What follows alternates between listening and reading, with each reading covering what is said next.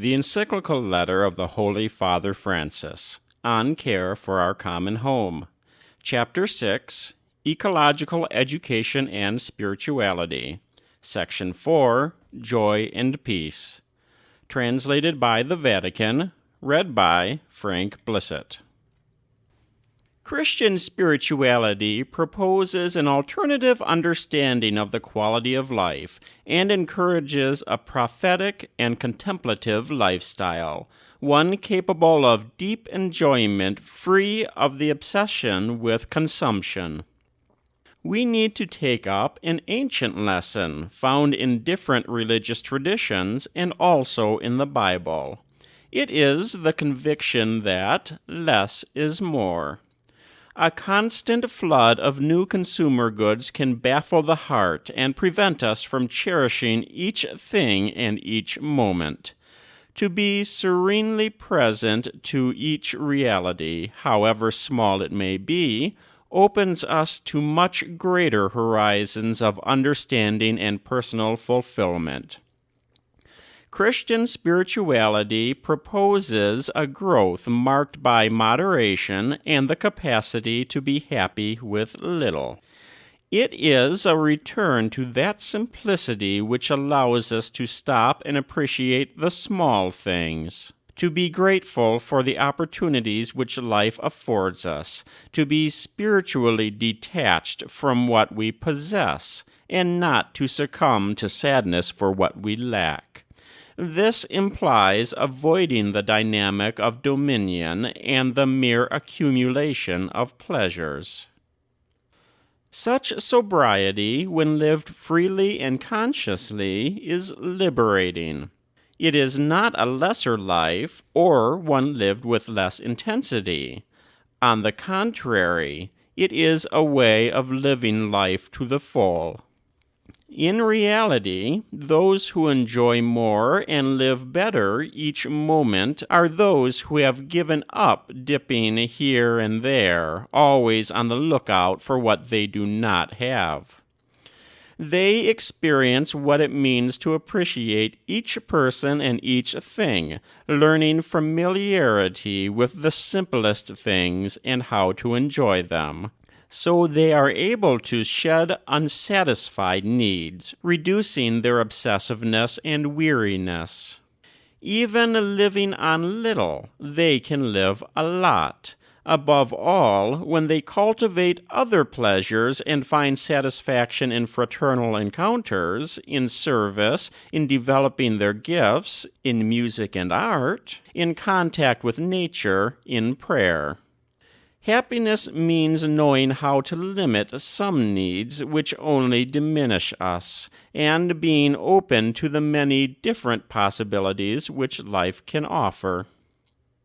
Sobriety and humility are not favorably regarded in the last century. And yet, when there is a general breakdown in the exercise of a certain virtue in personal and social life, it ends up causing a number of imbalances, including environmental ones. That is why it is no longer enough to speak only of the integrity of ecosystems. We have to dare to speak of the integrity of human life, of the need to promote and unify all the great values. Once we lose our humility and become enthralled with the possibility of limitless mastery over everything, we inevitably end up harming society and the environment. It is not easy to promote this kind of healthy humility or happy sobriety when we consider ourselves autonomous, when we exclude God from our lives or replace Him with our own ego, and think that our subjective feelings can define what is right and what is wrong.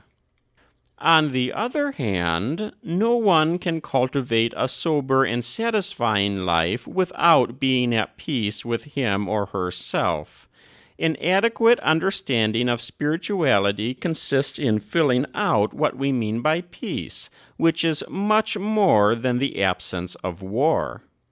Inner peace is closely related to care for ecology and for the common good because, lived out authentically, it is reflected in a balanced lifestyle, together with a capacity for wonder which takes us to a deeper understanding of life. Nature is filled with words of love, but how can we listen to them amid constant noise, interminable and nerve-wracking distractions, or the cult of appearances? Many people today sense a profound imbalance which drives them to frenetic activity and makes them feel busy, in a constant hurry which in turn leads them to ride roughshod over everything around them. This, too, affects how they treat the environment. An integral ecology includes taking time to recover a serene harmony with creation, reflecting on our lifestyle and our ideals, and contemplating the Creator who lives among us and surrounds us, whose presence must not be contrived but found, uncovered.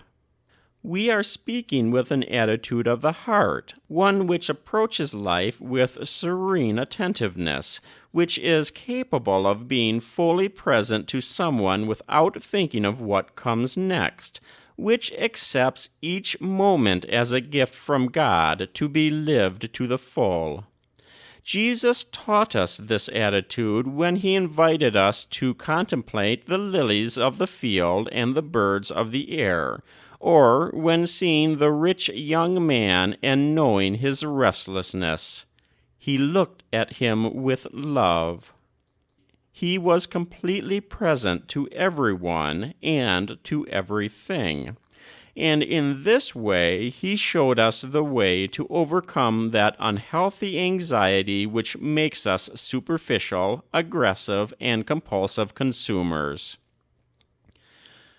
One expression of this attitude is when we stop and give thanks to God before and after meals. I ask all believers to return to this beautiful and meaningful custom. The moment of blessing, however brief, reminds us of our dependence on God for life. It strengthens our feeling of gratitude for the gifts of creation. It acknowledges those who, by their labors, provide us with these goods. And it reaffirms our solidarity with those in greatest need. That was Section 4, Joy and Peace, from Chapter 6, Ecological Education and Spirituality, from the Encyclical Letter of the Holy Father Francis on Care for Our Common Home, translated by the Vatican, read by Frank Blissett.